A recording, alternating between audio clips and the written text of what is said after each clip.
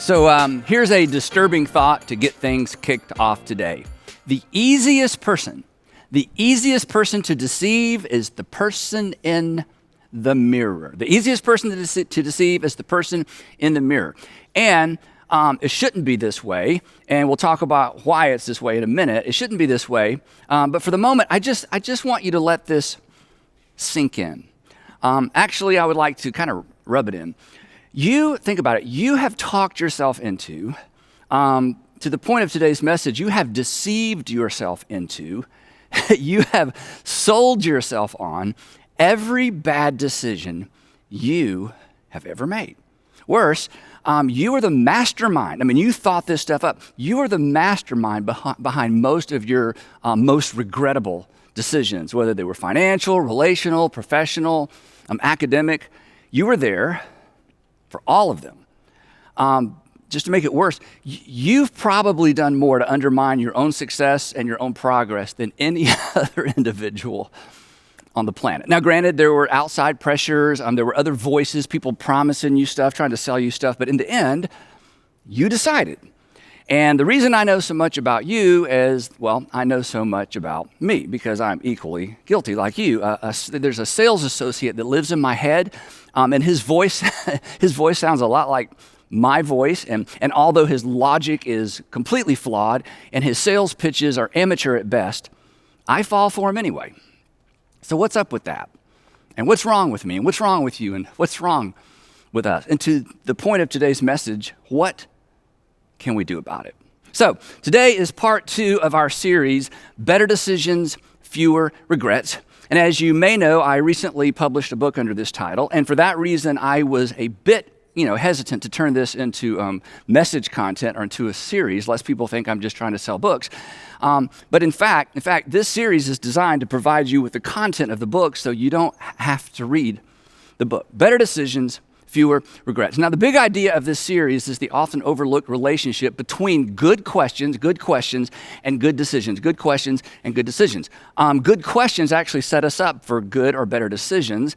And then there's a sense in which our decisions are really never any better than the questions that we ask or actually don't think to ask. And I'm absolutely convinced that if you will ask, and if you will answer honestly and then act on your answer to the 5 questions in this series, you will in fact make better decisions and you will live with fewer regrets. Your life will be better, and the people who look to you, depend on you, their lives will be better as well. Because, and this is so important, let's face it, we aren't the only people impacted by our decisions. And we aren't the only people impacted by our regrets either. And parents, grandparents, if you will teach your kids and if you will teach your grandkids to ask these 5 questions, I promise their lives will be better as well. Now, last time we were together when we kicked this whole thing off, I suggested that you memorize a saying from the book of Proverbs. So if you memorized it, I would like for you to raise your hand if you did. Oh, that's great. About looks like maybe 10-15% of you did. Now, the reason for the homework assignment is that this simple saying from the book of Proverbs actually reminds us to consider what's coming, not just what's right in front of us. Ultimate, not just the immediate outcome of our decisions. And here's the verse in case you missed the first part or in case you haven't committed it to memory yet. And this is a verse, as I said last time, I memorized early on and I taught my kids early on. Here's what the writer of Proverbs says: the prudent see danger, and when they see danger, they do the appropriate thing, they take refuge. But the simple or the naive, they just keep going. They just ignore what they see and they pay the penalty. When deciding what to do, prudent people or wise people take into consideration the long-term results of whatever options they're considering. But simple people, naive people, not so much. They fall for the amateur sales pitches of the salesperson in their head. They opt for now over later. So here's the thing.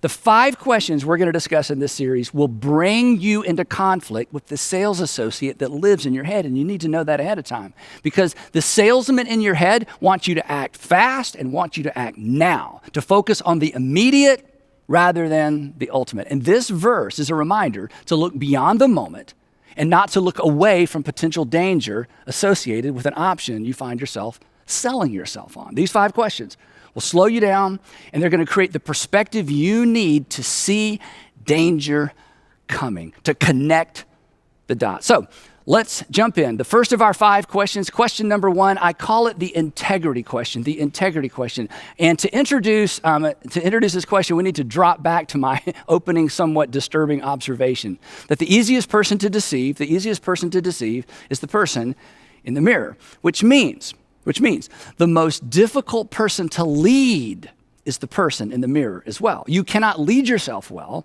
as long as you are deceiving or lying to yourself. Have you ever tried to lead a liar? It's pretty much impossible to lead a liar. In a professional setting, in the marketplace, at work, you have to fire a liar. So today, I'm going to challenge you to fire the dishonest version of you and hire a new you, an honest you, a you that tells you the truth even when it makes you feel bad about you.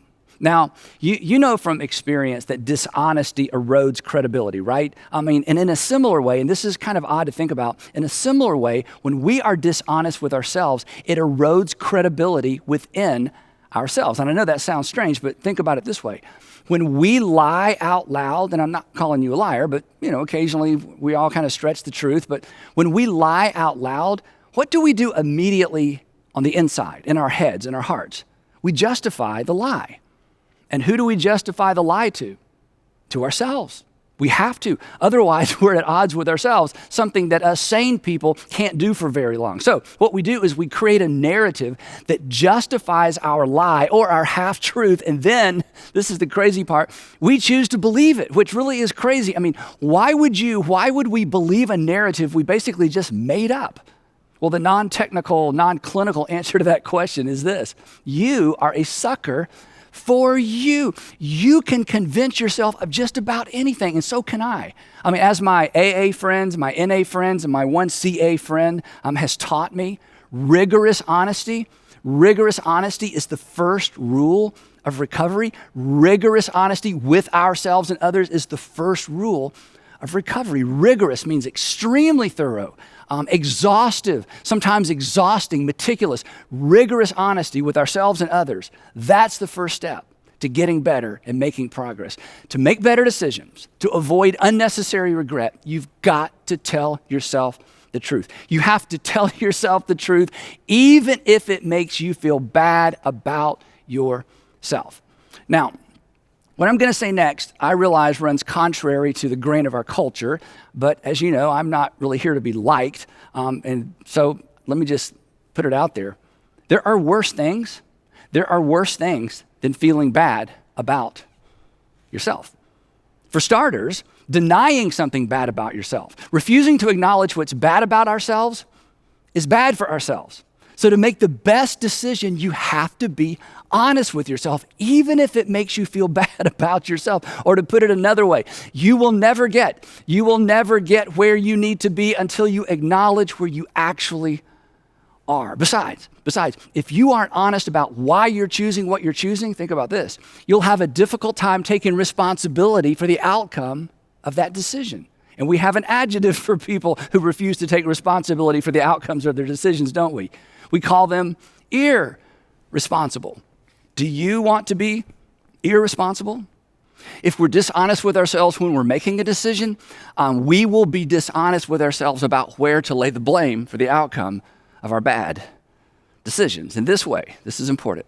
In this way, dishonesty leads to irresponsibility. And you know what? You've seen that play out in the lives of other people. Now, the fact that everything I've said so far is pretty much obvious. You probably didn't write any of that down. It doesn't make any of this easy, and it doesn't make it easy to get this right. In fact, your first step may be being honest with yourself about the fact that you're not always honest with yourself. But whatever the case, to decide your way into a better future, and that's what this whole series is about, to decide your way into a better future, you've got to develop the habit of telling yourself the truth. Specifically, the uncomfortable truth about why you choose what you choose to do. And that leads us at last to the first of our 5 questions. And the first question to ask anytime you're making a big decision is the integrity question. And the question is simply this: am I being honest with myself? Am I being honest with myself? Now, you may not owe it to anyone else, but you owe it to yourself to be honest with yourself about the decisions and the choices that you make, why you do what you do. If you want to justify your decisions to other people, that's fine, I guess, But there's no win. There is no win in justifying your decisions to yourself. Besides justifying, do you know what justifying is? Justifying is really just a lying. And why would we just a lie to ourselves? So just tell yourself the truth. Now, it actually helps to ask this question out loud. In fact, all 5 of these questions, it helps if you ask them out loud, but this one in particular. And it actually helps to ask this question twice. But on the second round, you should add a word. And some of you already know what that word is. Am I being honest with myself? Really? Am I being honest with myself, really? And the reason we have to add really is because we are so prone to deceive ourselves. Why am I doing this? Really?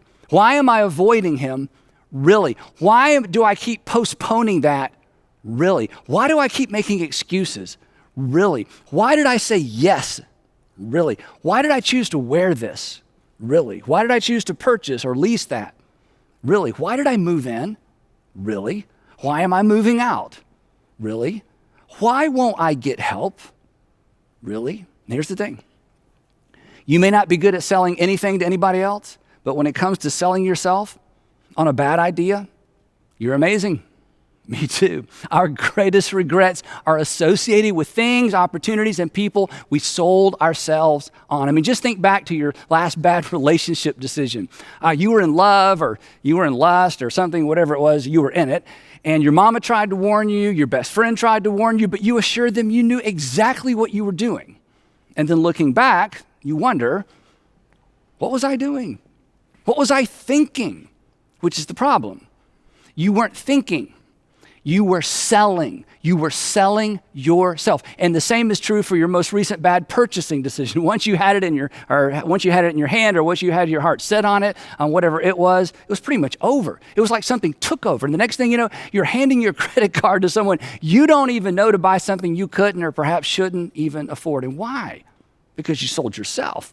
So here's a little tip. In fact, if you don't remember anything else from our time together today, I want you to remember this. As soon as you start selling yourself on anything, you should hit pause. The moment you begin selling yourself, you should hit pause. And here's why. Because we rarely have to sell ourselves on a good idea. When it comes to good ideas or good decisions, we usually just know. So let's just stop with all that. Just tell yourself the unfiltered truth. Be honest with yourself. I mean, come on. It's not going to hurt. Well, you may hurt your own feelings momentarily, but in the end, you're going to be better off. We all are, right? I mean, lights will come on. And granted, lights can be terrifying. Just ask the roaches and the rats, right? But light is a disinfectant, and truth is as well. They go hand in hand. So bring your narratives and bring your justifications and bring your excuses into the light and just tell yourself the truth. You're going to make better decisions. Now, if everything were equal, if we were kind of wired to decide what's best for us, this would be really easy. In fact, if that were the case, we'd be pretty much done here. Just tell yourself the truth. I'll see you next time, right? But things aren't equal. And as it turns out, choosing what's best isn't what's natural. Now, naturalists, and you may be a naturalist or materialist, they have an explanation. You may have an explanation for why it's so difficult for us to tell ourselves the truth. Christians have a different explanation. But everybody pretty much agrees that we come into the world with a natural propensity on selling ourselves what we want to do rather than what we ought to do. And this is not a recent observation. In fact, this is kind of interesting. The 17th century English philosopher and statesman Francis Bacon, you probably studied about Francis Bacon in school, he made the following observation. This is a little bit long, but this is from the 17th century. Here's what he said in that 17th century way of writing. He says, the human understanding, when it has once adopted an opinion, in other words, once we kind of come to what we want to do, draws all things else to support and agree with it. In other words, once we've kind of made up our mind what we want to do, we become a magnet for anything that supports what we've decided we want to do. And then he says this, and though there be a greater number and weight of instances to be found on the other side, yet, he says, yet these it either neglects or despises or else by some distinction sets aside and rejects. That's just a fancy 17th century way of describing what we call confirmation bias, that we are naturally open, or we naturally open ourselves up to anything that confirms what we already think and what we already want to do. And we instinctively, I love the way he says it, we instinctively set aside or reject anything to the contrary. Again, just think back to your last bad relationship decision. You were warned, and it wasn't that you wouldn't listen, it was more like you couldn't listen. I mean, think back to that recent bad purchasing decision. It's so clear now. But in the moment, Francis was correct. The human understanding, when it has once adopted an opinion, I've already made up my mind, draws everything else or all things else to support and agree with it. And though, he says, and though there be a greater number and weight of instances to be found on the other side, in other words, even though there's plenty of arguments to the contrary, yet these our minds either neglects or despises, or else by some distinction sets aside and rejects. That's been going on for a long time, and this is helpful in terms of an observation, but it doesn't really tell us why this is the case, nor does Francis tell us what to do about it. But almost 2,500 years before Francis Bacon wrote these words, a Judean court advisor turned prophet made a similar observation. But fortunately for us, he added a bit of helpful explanation. And the context for his observation, I think it's both fascinating and instructive. So here's the backstory. Around 600 BC, Jeremiah, who's the author of the Old Testament book Jeremiah, served as pretty much a professional coach or like a court advisor to a series of Judean kings whose careers honestly would have gone much smoother and whose lives would have lasted much longer had they listened or taken Jeremiah's advice. But of course, the advantage of being a king is that you don't have to take anyone's advice. Now, ancient Judah was essentially like the bottom half of what we consider the Holy Land. So that's where this story takes place. Jeremiah actually began his coaching career with young King Jehoiakim. King Jehoiakim was pretty much a teenager at the time. And at the time he became king, Judah was actually paying an annual tribute or a financial tribute to Babylon, who in return would then provide military support and then pretty much allow Judah to run her own affairs. So after 3 years of paying this tribute, King Jehoiakim decides, you know what, enough of that, and he quit making payments. And then, worse than that, he changed banks, meaning he declared loyalty to Babylon's arch rival, Egypt. And when Jeremiah, his advisor, heard about Jehoiakim's decision, he begged him to reverse course. This wasn't just a bad decision. This was a dangerous decision as well, because the mighty King Nebuchadnezzar was already in a really foul military mood after being defeated by the Egyptian army just a few months earlier. So Jeremiah rightly assumed that Nebuchadnezzar would love to find a place to vent his frustration, and a vassal state that had just sworn loyalty to his enemy, Egypt, well, Judah would be the perfect target. And not only was Jehoiakim's decision foolish and dangerous, Jeremiah assured him that, well, this decision is actually in direct opposition to God's will for the people and for the nation as well. But Jehoiakim, not impressed. He's the king. Besides, Jehoiakim had long since abandoned the ways of Judaism. He was a merciless tyrant whose sexual appetites led him far outside the moral prohibitions outlined in the Jewish law. So he did what kings do. He just ignored Jeremiah. And sure enough, King Nebuchadnezzar did exactly what Jeremiah predicted he would do. He came looking for his tribute. Nebuchadnezzar and his armies laid siege to the city of Jerusalem for 3 months, and then his army entered the city, put Jehoiakim in chains, and then marched him back to the city of Babylon and added him to his king collection. Now, I've mentioned this before, but it's so fascinating. King Nebuchadnezzar collected kings. Some people collect coins. Some people collect baseball cards. King Nebuchadnezzar collected kings. Whenever he conquered a territory, he would capture the king alive, take the king back to Babylon, and add him to his king collection. And then, on special occasions, when he wanted to show off how powerful he was, he would bring all of these kings out, like show and tell, and parade them around the courtroom in golden chains, and each king would walk with his hand on the shoulder of the king in front of him because, in addition to being chained, King Nebuchadnezzar had all of these kings blinded. Now, back to our story. Before leaving Jerusalem, King Nebuchadnezzar crowned Jehoiakim's son, Jehoiachin, to be the next king. He was a whopping 18 years old. And then 3 months later, and I'm going to skip a bunch of history here, 3 months later, Nebuchadnezzar changes his mind. He comes back to Jerusalem and he adds Jehoiachin to his king collection as well, which at this point you're thinking, nobody's probably really anxious to be the next king of Judah, right?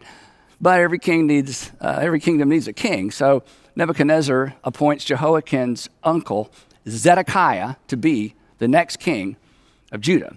He was 21 years old.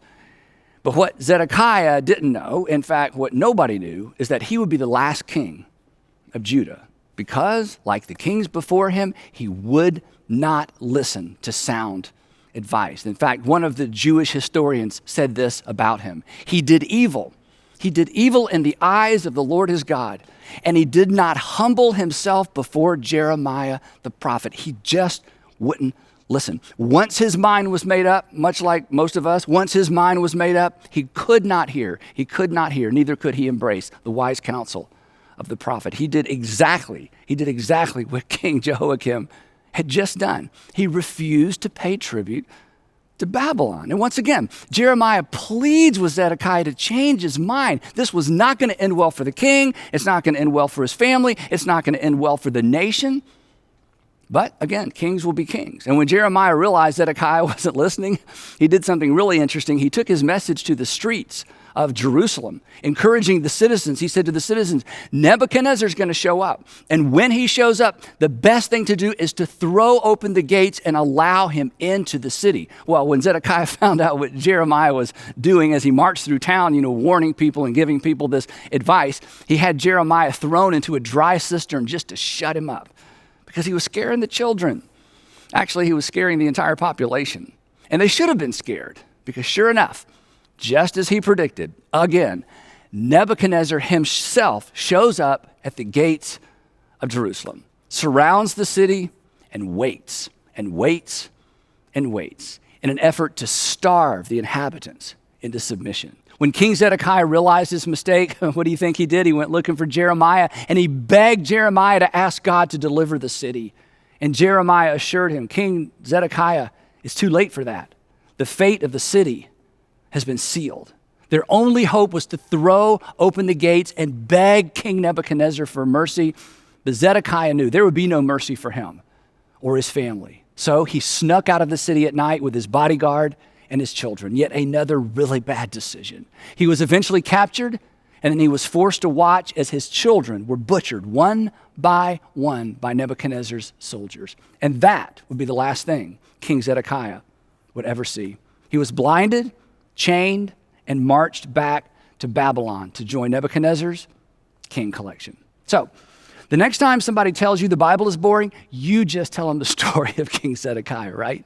Now, here's the thing. When you hear a story like that, or when you read a story like that, or maybe when you watch something like that play out in real life, you can't help but think, what were they thinking? How could anybody be so clueless, so deceived? And fortunately for us, Jeremiah, who was there for this entire adventure, this entire tragedy, watched the whole thing play out, he answers that question for us. He explains why we're so prone toward self-deception, why we're so good at selling ourselves on a bad idea or bad options. Here's what he writes. The heart is deceitful above all things. Your heart, my heart, his heart, her heart, even those precious children of yours, their hearts. The heart is deceitful above all things. Now, Jeremiah chose his adjective carefully. There's a difference between being dishonest and being deceitful, right? Dishonest is a lot easier to spot than deceitful. Dishonest is just straight up not honest. But deceitful usually includes a mix of truth and half-truth and untruth. Deceitful is difficult to detect. You've met dishonest people who just weren't shrewd enough or smart enough to deceive you. They were just too obvious. But deceitful people, they're the dangerous ones. And our hearts are deceitful. Our hearts are dangerous. It's why we're so convinced and at times so convincing. We don't merely lie to ourselves, we deceive ourselves. And here's how it works, or here's the way I think it works. Once your heart or my heart gets wrapped around something that we want, I think our heart sends a message to our brain and says, hey, brain, I want this. Go figure out a way to justify it. And our brains are really smart. That's why we call them brains, right? And our brains know that whereas it's difficult to justify a want, it is not difficult to justify a need. So the first thing the brain does is it upgrades the messaging to something far more sophisticated than a want. The brain says, you need this.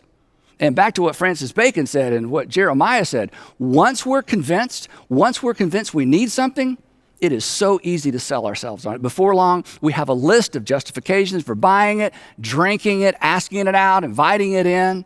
But the reasons we use to sell ourselves, let's be honest, the reasons we use to sell ourselves, they're not really reasons. They're justifications. And in most instances, if we're honest, if we slow down and think about it, we know. But we fall for it anyway. We're so easily deceived by our own hearts. The heart is deceitful above all things. But he wasn't finished. And he says our hearts are beyond cure. There's no cure. This is a permanent condition. You don't outgrow it. We don't outmature it. We can't fix it. We're doomed. Okay, we're not doomed, but a permanent condition requires constant supervision, right? A proactive response. And then Jeremiah wraps this up by saying something or describing something I guess we've all experienced. He says this, the heart is deceitful above all things and beyond cure. Who can understand it? And that's a good question because I certainly don't. I don't even understand the decisions I make, even though I know everything I'm sharing with you and have known it for quite some time. Who can understand? Who can understand it? Apparently nobody does. Nobody can.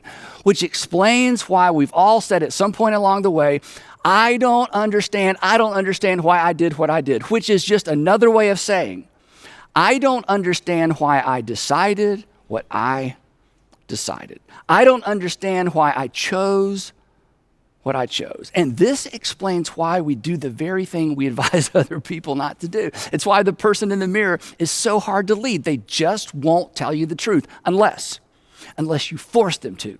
You got to pin them down, you got to look them in the eye, and you have to ask, are you being honest with yourself? Are you being honest with yourself really? And the sooner you embrace this disturbing fact about yourself, and I hate to be the bearer of bad news, but the sooner you embrace this fact about yourself, the sooner you'll be open to information and advice that conflicts with where your heart is taking you. The more suspicious and cautious you'll be when that salesperson inside of you starts selling you.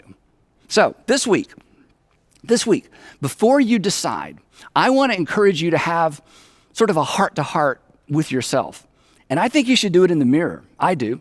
And you should ask yourself out loud. And you should use your name. Andy, are you being honest with yourself? Are you being honest with yourself? Really? And then just tell yourself the truth, even if you don't plan to act on it. Because you owe it to yourself to know. You owe it to yourself to know, even if it points you in a direction you don't intend to go. And this is where the conflict is. Because we think, and this is pretty much true, that if we are honest with ourselves, we're going to feel like we need to hold ourselves accountable to do what we know we ought to do. And that's absolutely true, but I'm giving you permission not to do that. Just begin with being honest with yourself. It won't hurt to know. But here's something you do know. What you don't know, what you won't know, what you refuse to know, can certainly hurt you. So just be honest with yourself. Most people aren't. Don't be most people. So I would love to challenge you to make a decision today. I would love for you to make this decision. I will not lie to myself. I will not lie to myself, even when the truth makes me feel bad about myself. I will not lie to myself, even if the truth, even if what I discover makes me feel bad about myself, because there are worse things than feeling bad about myself, and that is deceiving myself about something about myself that I need to change. So would you ask yourself, am I telling myself the truth? Or am I selling myself a regret? Am I telling myself the truth? Or am I selling myself a regret? Am I being honest with myself? Really? So as we wrap up, I'd like to get this kicked off for some of you, not all of you perhaps, but some of you. And I'd like to just ask a few questions. And most of these questions, maybe none of these questions will intersect with your current circumstances, but perhaps a couple of them will. And if nothing else, here's an example of the kinds of things we should ask ourselves. So you ready? Why do you continue to go out with him? Really? Why do you continue to go out with her? Really? Why did you file for divorce? Really? Why are you taking that job? Really? Why are you quitting your job? Really? Why did you move in? Really? What's the real reason? What's the real reason you don't call your kids? What's the real reason you don't call your mom, your dad, your brother, your sister? Why won't you tell her? Why won't you tell him the truth about what's going on? Really? It's brutal, isn't it? It's terrifying, it's clarifying, and ultimately, it's liberating, and it's empowering. So, be honest with yourself. It doesn't come naturally, that's what Jeremiah says, but most things that are good for us, they don't, do they? Jeremiah was right. The heart is deceitful above all things, and it is beyond cure. This is a permanent condition. But now you know, and now you know what to do about it. And the prudent, when they see danger, when they see trouble coming, they do something. And trouble is always just one bad decision away. So, would you decide, I will not lie to myself, even when the truth makes me feel bad about myself. I will not lie to myself, even when the truth makes me feel bad about myself. I will tell myself the truth, really. And we'll pick up the discussion right there next time as we talk about question 2. But before you go, 3 questions to get this conversation started or maybe keep the conversation going. And I'd love for you to begin the conversation right now with whoever you're watching with. Question number 1, if a sales associate in a retail establishment said to you the kinds of things you say to yourself when selling yourself, how would you respond? Now, you can have fun with this question. If you were in a retail outlet, a retail store, and the sales associate began trying to sell you on a product and use the same pitches that you use on yourself, how would you respond? What if they said something like this? Hey, if you get home and you change your mind, just donate it. Hey, I see that you already have one of these, but this one's newer.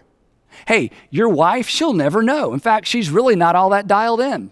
Your husband doesn't have to know everything, does he? I mean, if somebody used that as a sales pitch, you would leave the store. But these are the kinds of things we tell ourselves all the time, right? Question number 2, where do you struggle most telling yourself the truth? Now, you may not want to admit this with whoever you're watching with, but at some point you have to admit it to yourself. What are your go-to justifications? And number 3, Jesus says that knowing the truth will set us free. We've all heard that. But acknowledging what's true can be terrifying. This is why we deceive ourselves, right? Is it possible, this is big, is it possible that the fear of what you discover about yourself by being honest with yourself is an obstacle to the freedom that you ultimately desire and the freedom your Heavenly Father ultimately wants for you? In other words, is it possible that you are holding on to a lie, a comfortable, perhaps comforting lie that is holding you back from what God is inviting you into? Truth really will set you free. So this week, would you face up to that terrifying but liberating truth? Because on the other side of being honest with yourself, that's where the peace is ultimately found. I'd love to pray for us as we close. Heavenly Father, for the person who is right in the middle of making a big decision and they know in their heart they have sold themselves on an option they may regret later, give them the courage to embrace what we talked about today. Give us all eyes to see and ears to hear and the courage to respond in Jesus' name. Amen. Thanks for joining us. We'll see you next time.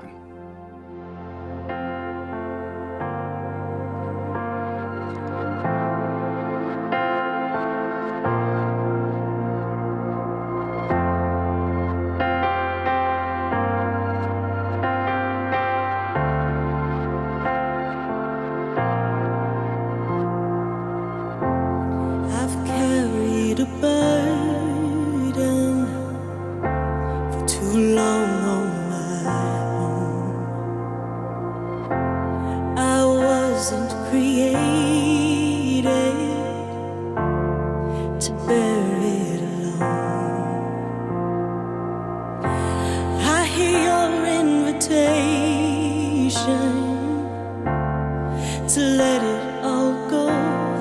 Yeah, I see you now, I'm laying it down. I know that I need you. I run to the Father, I fall into grace. I'm done with the hiding, no reason to wait. My heart needs a surgeon, my soul needs a friend. So I run to the Father again and again and again and again.